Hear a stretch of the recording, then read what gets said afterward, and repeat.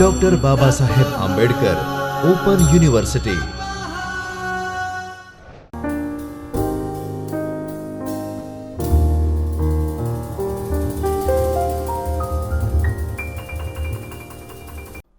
Namaskar students, I am Dr. Himanshu Patel and I am working as an assistant professor in School of Computer Science of Dr. Babasaheb Ambedkar Open University, and I am your instructor for this module. In last session we have learned about how to use different types of text control and various types of button control. In this session we will learn about different types of layouts and text view and button view using demonstration in Android Studio. So let us start this demonstration. So my Android Studio is starting. So this is welcome to Android Studio dialog box. I have already written one project in Android Studio called layout demo, which demonstrate the use of layout as well as button and various types of text control. So I am opening that project by clicking on layout demo. Now my project is opened. Now first we understand the project structure. So here in project structure, inside resource and layout directory we have many layout files available. First we try to understand layouts. Now how can we add multiple layouts, right? So when you add activity in your Java folder, you can add activity by right clicking and then new and then activity, and you can select empty activity. So here it will ask you activity name, then layout name for the activity and package name and source language. So when I click on this finish, two files will be added in my project. One is main activity2.java file and another is activity underscore main2.java file. You can always rename these files like this, but remember it should be in lowercase. So this is how I have added these various types of layout files. Suppose I want to add only layout file, not an activity, then what I can do is I can click on new and then click on layout resource file. It will ask me to provide file name. Here I can give some name, for example my layout, and it will be added into my directory name called layout. Here you can see the name layout, right? So if I click OK, it will add one layout in my project. So this is how I have added all these layouts either with activity or as a individual layout. Now let us try to understand how these horizontal and linear layout is configured. So here you can see we have split view which demonstrate user interface as well as XML file. Here you can see my layout is linear layout. Now just added file, if I go to split, you can see here my layout is constraint layout. Now how to change this default constraint layout to this kind of linear layout? So for that you have to right click on your layout and using convert view option you can change constraint layout to some other layout. So here you can see by default it is constraint layout. Suppose I want to change it to linear layout, I have to select linear layout and then I have to press apply. So now you can see that my code is changed to linear layout from constraint layout. So this is how I have changed different layouts as per my requirement. So first we try to understand horizontal and vertical linear layout. Initially here we have seen that this layout is linear, right? I want to go to design part and suppose from palette if I add text view, right? So it is added. Now if I add button view, So by default it arrange in column manner. Now what if I want to arrange these in a row fashion? Then I can click on these. So you can see that now it is arranged in row wise. So here I can click match parent and here I can click wrap content. Similarly, if I select wrap content, it will be arranged as per its height. Then plain text and so on. So this is how we have arranged all these components. Here you can see this is linear layout. Now inside that I have add one text view, and here you see the orientation is vertical. Actually components are arranged one by one, but it is called vertical orientation. Now this is text view which is highlighted in this design part. Then there is a text, edit text, which is again highlighted and arranged in second row. Then there is a text view, then edit text, then again text view and edit text. But then you can see these buttons are arranged in another linear layout, but in a horizontal fashion. So if I go to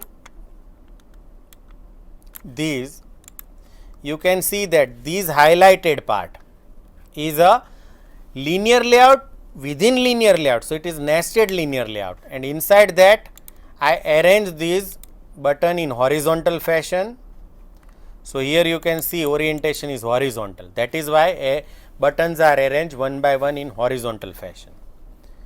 So this is called horizontal linear layout. So this is how I can arrange component in horizontal or linear layout, and layout can be nested, that we have seen. Now I want to test these inside my phone. So what I can do is I can attach my phone to my laptop. So here you can see my phone is connected now. Now I want to test this layout. Right now we are not interested in understanding the functionality, because we have already write down these simple calculator in earlier demonstration. So here just I want to show you the layout. So for that, here we have main activity, and inside main activity I have set this content view to horizontal and vertical linear layout. Now if I run this activity, it will be installed on my mobile, and to run this activity, right click on main activity and select run main activity. Now Gradle build is running and it will install that activity on my phone. Now here you can see that actual layout. So this is how we can create linear layout, horizontal linear layout or vertical linear layout, and the parent layout as a one child layout which arrange component horizontally, and parent layout is vertical layout. So this is how we can arrange component in linear layout. Another type of layout that I want to demonstrate is table layout. Here you can see table layout. Instead of constraint layout, we have to start with table layout. Inside table layout we have table row that you can see. Now here is a text view which is highlighted. Now remember, table row contains 3 text view, 1, 2 and 3. So that you can see with selection.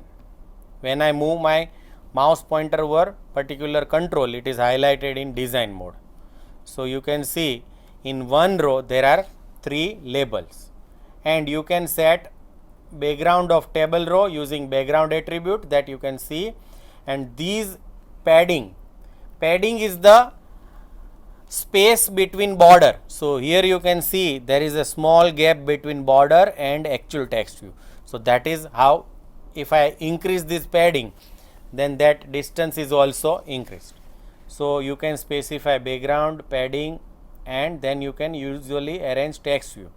Similarly, in second row we have this entire row is highlighted when I click on table row. But when I click on this text view, it shows that within that row, this is a text view, this is another text view, and we have one more text view with text Ahmedabad. So likewise, we have 4 table row, 1 for heading and 3 for data. So this is how we can see there are data arranged in row and column manner in case of table layout. Now I want to test this layout inside my activity. So what I am doing is, in main activity, now I set this content view as a comment and uncomment this line. Now it will set this table layout as my content view. So let us test this. Again it will install that app on my device, and here you can see apply changes succeed. So here you can see we have 4 rows, right? The first is title row and next 3 rows are for data. So this is how we can arrange data in table layout. Let us discuss third type of layout, which is relative layout. On screen you can see in split mode we have topmost layout as a relative layout instead of constraint layout. And how can we convert constraint layout into relative layout? That we have already learned, right? Again I want to show you. So just go to convert view and now select relative layout and apply. Here you can see relative layout. So this is how I have write down this. In relative layout, as you drag and drop your control onto layout, it will be by default placed at top left corner or at 0 position, right? So how can I arrange this component? I want to go to design part. For better understanding, I am deleting this, and now I want to drag one button into this layout. Now you will see that by default it is placed at left of corner, but I want to place this button at this position. So we can say it is vertically center and on left hand side. So what we can do is, in attribute you can go here and you can set align parent left to true. So by default it is left, so there is no change in layout. But when I check this center vertical, so you will see that button is moved to vertically center position, and since it is a align parent left is set to true, it is placed on left hand side. So this is how we have arranged different buttons on the screen. So here if I select this button, it is align left as well as parent top is set to true. For this button, parent top is set to true as well as center horizontal is set to true. So it is arranged on top center. For this button, now you can guess it is on right hand side. So align parent right is set to true and it is on top of parent. So align parent top is also set to true. This button, it is on bottom side. So here you can see layout align parent bottom is set to true, and since it is on left hand side of parent, layout align parent is set to true. So by using different combination of alignment, you can set relative position of control in case of relative layout. So this is how we can arrange component relative to parent. I want to test this layout, right? So I want to again go to main activity file and comment out this line and uncomment set content view with relative layout. Now I want to test these on my device. So I am clicking on apply changes, and here you can see that it is arranged in relative layout, and this is newly added button. So its caption is set to button. So I hope you understand how to arrange component in relative layout. Now the last type of layout is called frame layout. So remember, frame layout arranges component on stack format. That means the first added component is placed on layout. Now if I add another component, it will be placed on top of previous component. Here you can see we have frame layout, and the first control we have added is image view. Now we already learned how to add image view on layout. Then I have added one text view. So you can see that text view is placed on top of image view. Now here you can see that its gravity is center horizontal and center vertical. That is why this image view is on center of the layout. So horizontally as well as vertically, that you can set from attribute also. So here you can see layout gravity, and since I have check on center horizontal and center vertical, it is placed in center of the screen. Similarly, this text view is also placed center horizontal and center vertical. Then and then you will understand that components are placed on top of each other. Text view is placed on top of image view, right? So that is why I set text of text view through that only, and you can set its font through this text size, and text color you can always specify. So this is how frame layout is used. Now I want to again test this layout in my phone. So I am comment out this relative layout and uncomment set content view with frame layout. I am again apply changes and restart activity button. So now you can see that apply changes succeed. We can see that text view is placed on the top of an image view. So this is how frame layout arrange different components in a stack manner. So I hope you understand various types of layout, whether it is a relative layout, flow layout, or it may be table layout. Let us try to understand autocomplete text view. This is our layout and this is our Java file. Let us try to understand this layout file first. This is a text view. Now here you can see autocomplete text view and how to use this.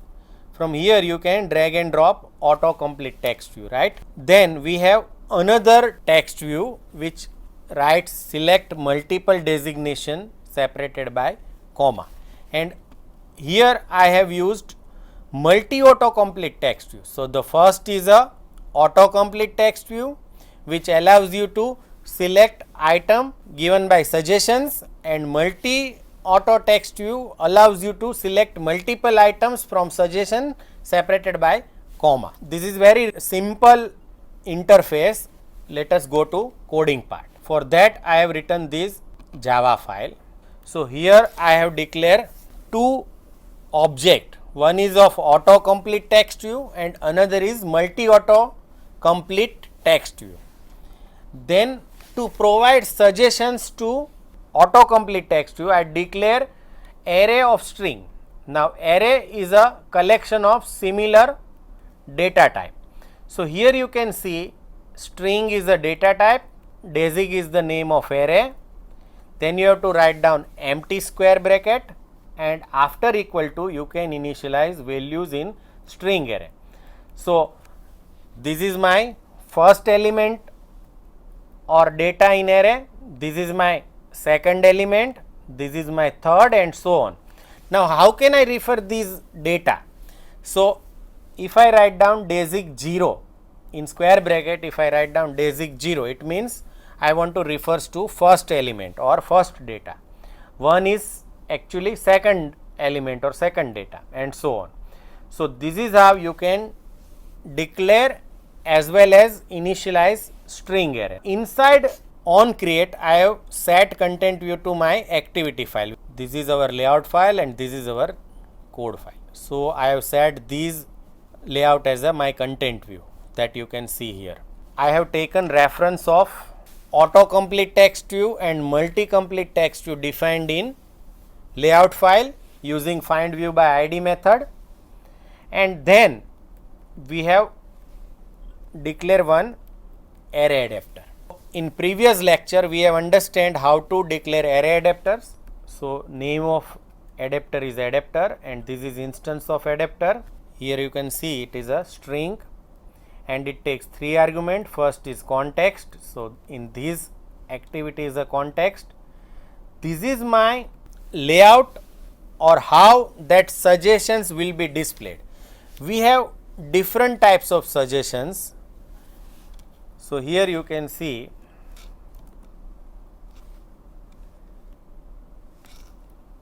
we have item 1 and item 2, or we can have other types of suggestions also that you can see. Here I want to use simple expandable list item. So basically it is a view to display these suggestions. So designation is a string array which actually provides suggestions, and how it is displayed is decided by this adapter. I have called set threshold method of autocomplete text view object. So here I write down 1. What does it mean? If user types single character or one character, then it should start showing suggestions. So inside set threshold we have write down 1. Then how to display suggestions is specified by adapter. So basically this adapter refers to this designation array to display different designation. So we have used set adapter method, and inside that we have specified adapter as argument, and whatever is typed by user should be displayed in blue color. So that is why we write down set text color as a blue.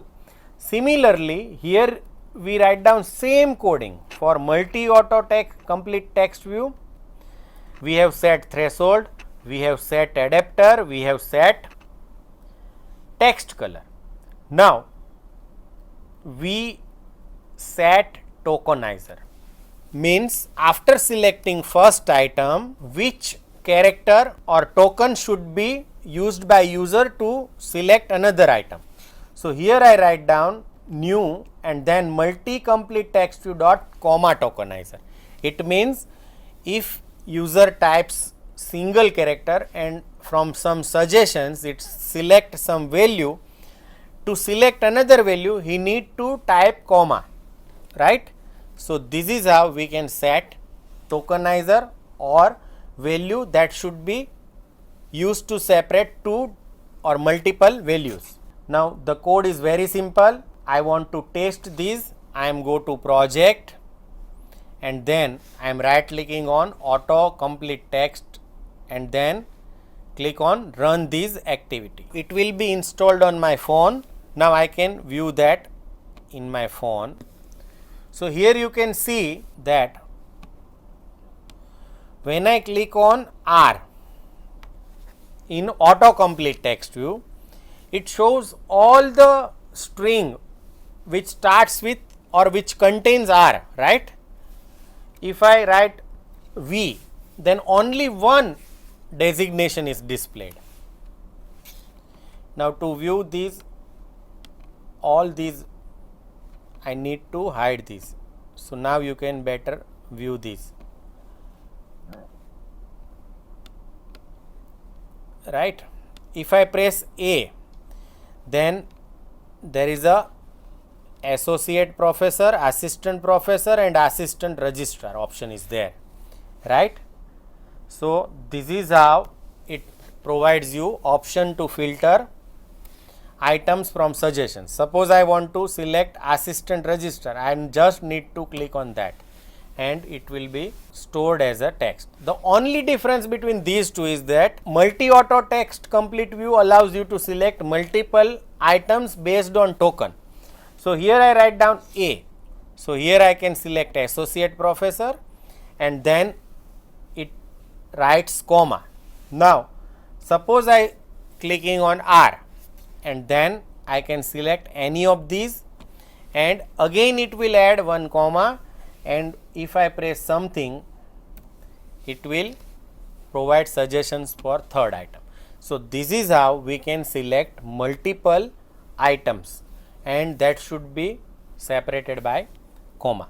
So I hope you understand autocomplete text view and multi autocomplete text view and difference between the two. So friends, I hope you enjoy this session. Thank you and happy learning. स्वाध्यायः परः